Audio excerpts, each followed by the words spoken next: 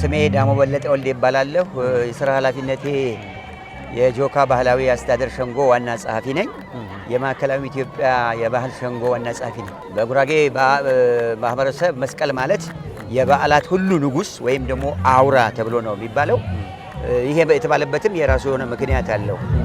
ምክንያቱም አንደኛ የተጣላ የሚታረቅበት፣ ሁለተኛ የተራበ የሚበላበት፣ የታረዘ የሚለብስበት፣ ሁሉም በኩል የሚያሳልፍበት፣ ከሀገር ውስጥም ከሀገር ውጭም ያለው የጉራጌ ማህበረሰብ በሙሉ በፍሰት ወደዚህ የሚመጣበት፣ የተራራቀ የሚገናኝበት፣ የተቸገረ የሚረዳበት፣ ልማት የሚከናወንበት፣ አሁን መንገድ ከሌለ ውሃ ከሌለ ትምህርት ቤት ከሌለ መብራት ከሌለ ጭምር በዚህ ፕሮግራም ነው፣ በዚህ መስቀል ላይ ነው ሁሉም ነገር ሁሉም እንደየአቅሙ አስተዋጽኦ በማድረግ ለመብል ብቻ አይደለም በርካታ ስራዎች ስለሚሰራበት የበዓላት በሙሉ ንጉስ ተብሎ የሚጠራው ለዚህ ነው። የጉራጌ መስቀል በጣም የደመቀና የከበረ ነው። እንኳን ሰውን ራሱ ለከብቶች ለየት ያለ ሳር ተዘጋጅቶ ነው የሚቀመጠው። ባህሉ በጣም ከባድ ነው። ሴቶቹ ገና በርቀት እያለ ብዙ ነገሮችን ያዘጋጃሉ። የተለያየ ቆጮ ተለይቶ ነው የሚቀመጠው። መስቀል ቅቤውን በተለይ ንጹህ የሆነ ቅቤ ተዘጋጅቶ ይጠበቃል። ይወደራል። ጅባ የተለያለ መቀመጫዎች ሁሉ የተለያዩ ናቸው።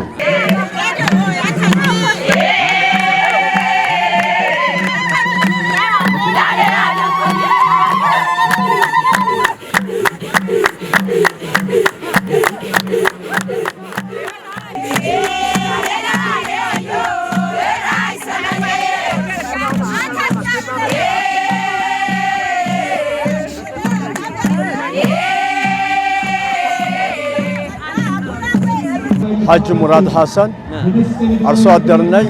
የሸሃ ወረዳ የባህል ሸንጎ በተለያየ ክፍለ ሀገር ያለ ተወላጅ ሁሉ ይመጣል። እያንዳንዱ በዓሉን ጠብቆ ቤተሰቡን ለማክበር ተሰባስቦ በአንድነት ያከብራል። ልጅ ላላደረሱትንም የተለያየ ዕቃ ቤተሰብ ልብስ ይዞላቸው ነው የሚመጣው።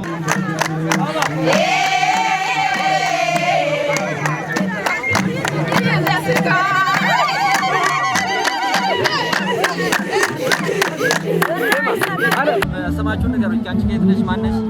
ከቻሃ ወረዳ ተዋበች ነዳ እባላለሁ። ህይወት ስፍር ከቻሃ ወረዳ። ሽታዬ ጋሩማ ከቻሃ ወረዳ። በዓል መስቀል እንግዲህ ባህላዊ የከበረ ነው። በእናንተ ጊዜ ልጅነት ጀምሮ ያለው መስቀል በጉራጌ የሚከበርበት ምን ይመስላል? ምን ዝግጅት ታደርጋላችሁ? ያው ዝግጅታችን ሰፊ ሰዓት ተወስዶ ማለትም ያው 12 ወራት ይታሰብበታል። ስለ መስቀል በዓል ለጉራጌ ካሉት አንጋፋ በዓላቶች አንዱ የጉራጌ መስቀል በዓል ነው። ማለት ከልጆቻቸው ሩቅ ካሉ ከክፍለ ሀገር ካሉ ተወላጆች ሀገራቸው የሚገቡበት በዓል ነው። መስቀል በጣም ድንቅ በዓል ነው ለጉራጌ። መስቀል ማለት ጉራጌ ምን ይላል መሰለ? 10 ባር በደሞጂ መስቀል አህሬ ደምቅ ይላል። ምን ማለት መሰለ? 10 በዓላቶች ቢሰበሰቡ መስቀል አህል አይደምቅም ይላል ምሳሌው ማለት ነው።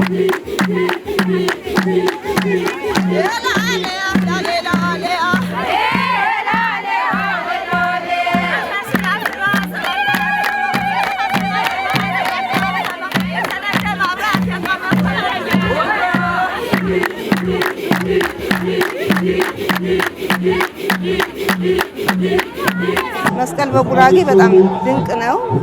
ልጆች ደስተኛ ይሆናሉ፣ እናቶች ይዘጋጃሉ፣ አባቶች ይዘጋጃሉ። እንደገና ሁሉም በየፊናው ለመስቀል ዛሬ መስቀል ታርዶ በማግስቱ ለመጪው መስቀል ነው የሚያስበው ጉራጌ። ለመጪው መስቀል አንድ ቀን ጎሎታል ብሎ ነው እንደዛ የሚለው። ስለዚህ መስቀል በጉራጌ በጣም ድንቅና ብርቅዬ በዓል ነው እና መገለጫችንም ነው።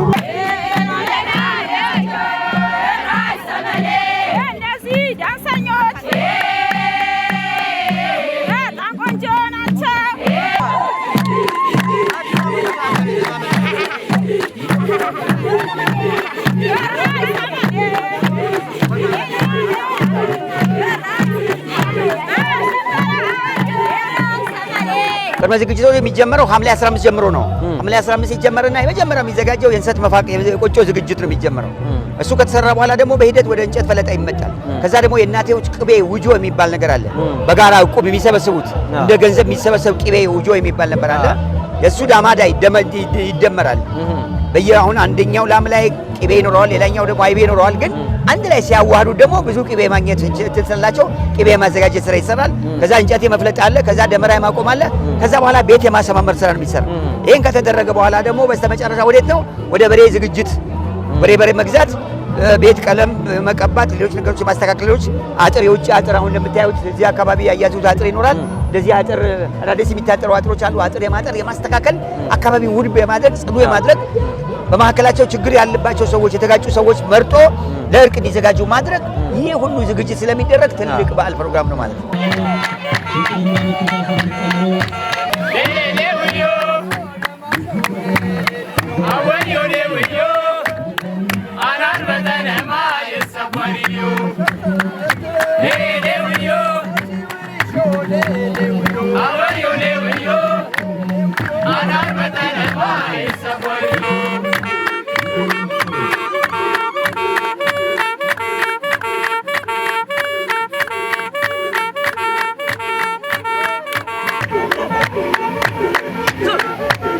ለጉራጌ በጣም አጽንኦት የሚሰጠው በዓል ነው። ስለዚህ ዝግጅቱ እንዳልኩም ሰፊ ጊዜ ተወስዶበት ታስቦበት ሁሉም ወላጅም ተወላጅም ሴቶቹም ሁሉም ታስቦበት የሚዘጋጅ በዓል ነው። እናቶች ቆጮ በመፋቅ ለመስቀል ያው ልጆቻቸው አዲስ አበባ ልጆቻቸው እንግዶች ይዘው ይመጣል። በተለያየ ቦታ ቆንጆ ቆጮ ለመስቀል ተብሎ ለብቻ ተነጥሮ ነው የሚቀመጠው። ቤት ጅባ ይሰራል፣ ይወደራ ይሰራል፣ ቤት ይዘጋጃል፣ ግድግዳ በበት በኑራ ይለቀለቃል።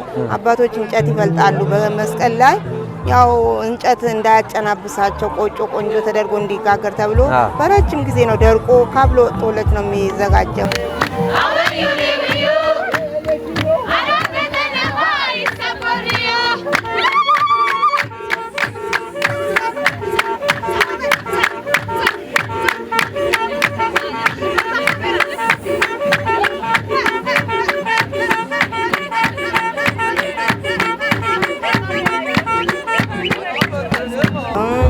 እንደገና ወጣ ልጆች ደግሞ ዳመራ ማዘጋጀት፣ ግቢ ማስዋብ፣ ጀፈሮ ማስተካከል፣ በእንደዚህ እናቶች የውጆ የሚባል አለ ቂቤ ማለት ነው።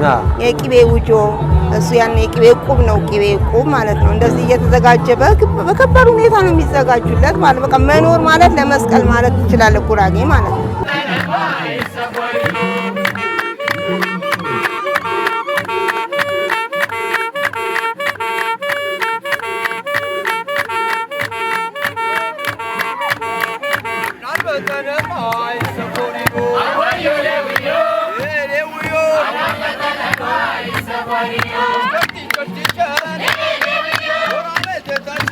በነጭ ነው የጉራጌ ባህል አለባበስ። እነዚህ እዚህ ጋር ዲዛይን የምታያቸው ነገሮች የጣባቱ የወደረው ቅርጽ ነው ያለው ማለት መመገቢያ የወደረ ምናልባት ታያዋለህ ኋላ ሲምፖዚየም ላይ ማየት ይቻላል። የሱ ቅርጽ ነው የጣባቱ ቅርጽ አለው። የባህል አለባበሱ እያንዳንዱ ነገር ዲዛይን አለው፣ አርት አለው በራሱ ይሄ አርት ይገለጻል። ከዛ ነጭ በነጭ ነው። ለምንድን ነው የሚደረገው?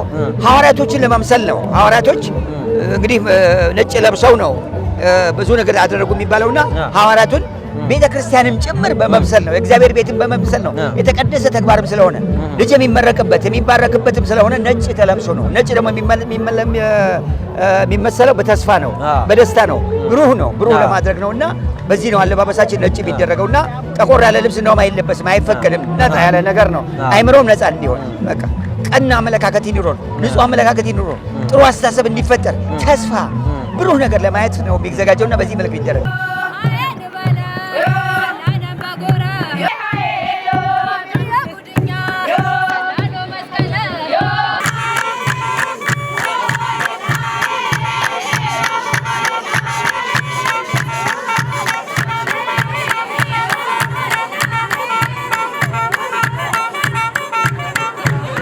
አለባበስ አለ። ያው አለባበስ የተለየ ጉራጌ ባህላዊ አለባበስ ድሮም ነበር። አሁን ደግሞ ተሻሽሎ የመጣ ነው የኛ አለባበስ። በፊት ደግሞ እናቶች የሚለብሱት ለብቻ ነበረ፣ ወጣት ልጃገረዶች የሚለብሱት ለብቻ ነበረ።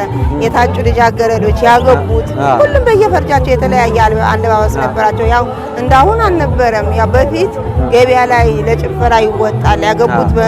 ያገቡት ያላገቡት፣ የታጩት ያልታጩት ገበያ ላይ ጭፈራ ላይ ነበረ የምትለያቸው። በእንደዚህ ሁኔታ ነበር ክዋኔ።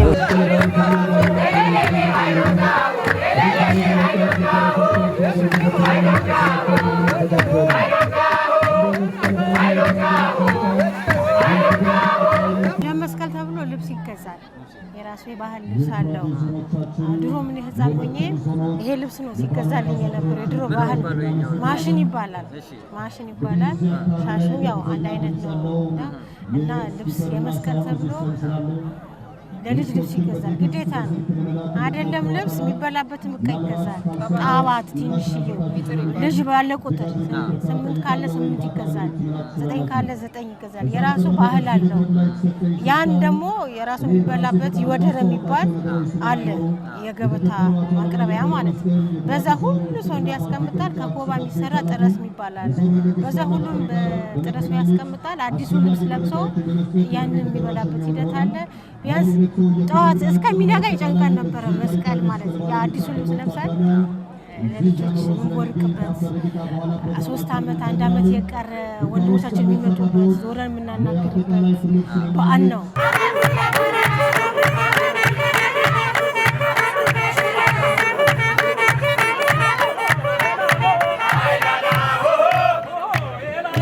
የእናቶች ጊቻሙ ነው የሚባለው። ዋይ ወቶ ወንጅበ በምሶ የሆ ባጋዝ በርጉሶ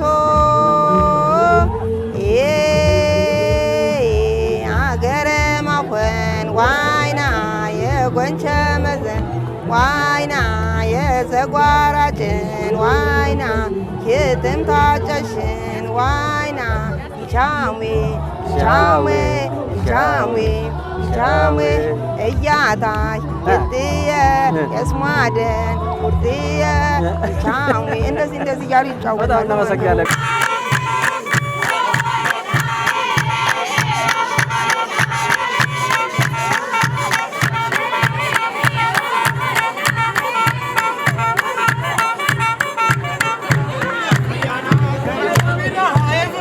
የጉራጌ ማህበረሰብ የሚታጨውን በመስቀል ነው። በመስቀል የታጨች ደግሞ ትባረካለች፣ ያገባችውም ትባረካለች። የተባረከት ምክንያቱም አያት ቅድመ አያት ይኖራል፣ እናቶች ይኖራሉ፣ ታላላቅ እናቶች ይኖራሉ። እነዚህ ቁጭ ብለው ይመርቋታል። በማህፀንሽ የተባረከ አገር የሚመራ አገር የሚያስተዳድር ለተቸገረ የሚረዳ አባት እናቱን የሚደግፍ የሚጦር ልጅ በማህፀንሽ ይፈጠር ተብላ ትመረቃል። መቀነቷን ጭምር ይፈቱላታል።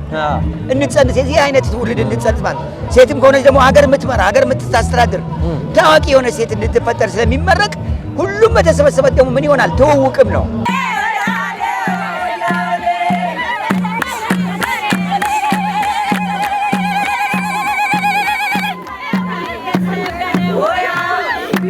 ሚስቱን ፍለጋ የሚመጣው የትዳር ጓደኛውን ፍለጋ የሚመጣው በመስቀል ሰዓት ነው።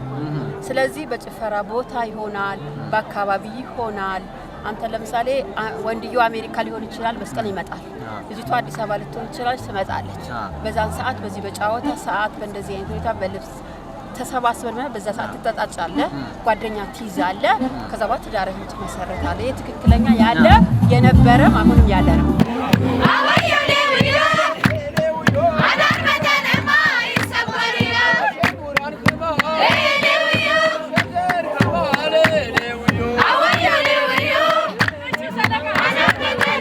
እንግዲህ ዘመድ አዝማድ ይመጣል ብያለሁ።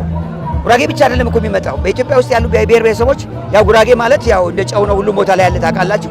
ባለበት ቦታ ላይ ደግሞ ከማህበረሰቡ ጋር ተዋዶ ተዛምዶ ተጋምዶ ተፋቅሮ ስለሚኖር ያን እንግዳ ይዞ ይመጣል። ይሄን ባህል ደግሞ ምን ያደርጋል? እንዲወራረስ ያደርጋል። ስለዚህ ይሄ የፍቅር በዓል ነው፣ የአንድነት በዓል።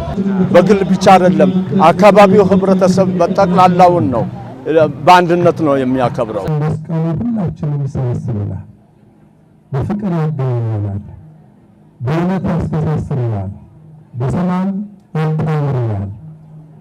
የተጣሉት እንዲታረቁ ያደርጋል። የተራራቁት እንዲቀራረቡ ያደርጋል። ልዩነትን ያጠፋል። ዛሬ ለምሳሌ አይተሃል፣ ሀላባ አለ፣ ማረቆ አለ፣ ስልጤ አለ፣ ቀቤና አለ፣ ሀዲያ አለ፣ ሁሉም ብሔር ብሔረሰብ አለ። በቃ ይሄ ባህላችን የጋራ ባህላችን ስለሆነ የጋራ የምንተሳሰርበት አንድ የምንሆንበት የምንፋቀርበት የምንዋደድበት ኢትዮጵያዊነትን የምንሰብክበት ስለሆነ ይሄ በዘር በጎሳ በሃይማኖት በምናም በቀለም የሚለካ የሚደመር ሳይሆን ህብረ ብሔራዊ አንድነት የሚገለጽበት ነው የመስቀል በዓል። ጉራጌ ማለት ደግሞ እንግዲህ በሄደበት ሁሉ አገሩ ነው አገሩ ነው። ጉራጌ የትም ቦታ አገሩ ነው እና ስለዚህ በዚህ መልክ ነው የሚመለከው ማለት ነው።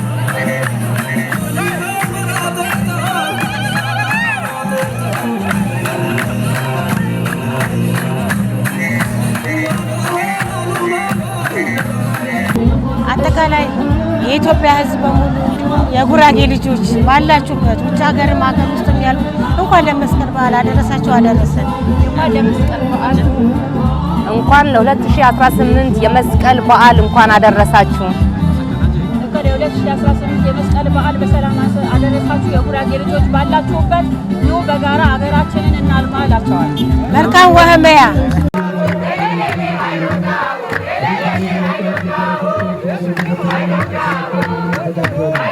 ለመላው የክርስትና እምነት ተከታዮች ሀገር ውስጥም ከሀገር ውጭም ያላችሁ እንኳን ለመስቀል በዓል አደረሳችሁ።